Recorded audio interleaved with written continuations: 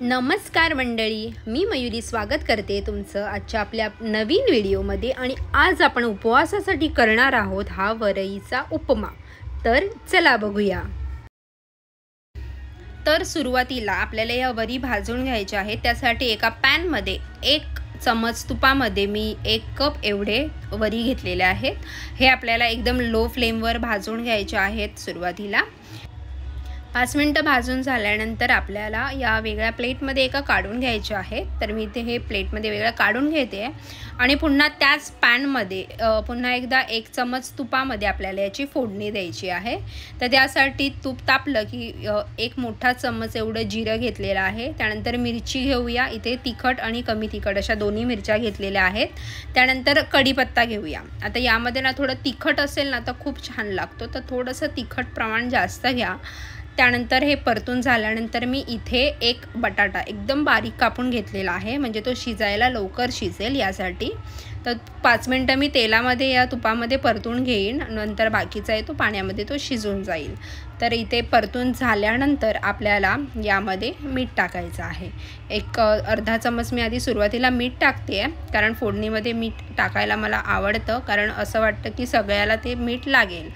त्यानंतर मी घेतलेला आहे शेंगदाण्याचं कूट, 1 मोठा चमच एवढं शेंगदाण्याचं कूट घेतलेलं आहे। अख्खे शेंगदाणे असतील ना तरीही खूप छान लागतं। आता यामध्ये तुपात परतलेल्या आपल्या वरी आहेत त्या ॲड करून घ्यायच्या। ॲड करून झाल्यानंतर चांगलं परतून घेऊया। परतून झाल्यानंतर पुन्हा एकदा यामध्ये 1 चमच मी मीठ टाकते, कारण सुरुवातीला कमी टाकलं होतं। त्यानंतर थोडंसं साखर टाकणार आहे, जर वाटत असेल तर टाकायचे, नाहीतर नाही टाकली तरीही चालेल।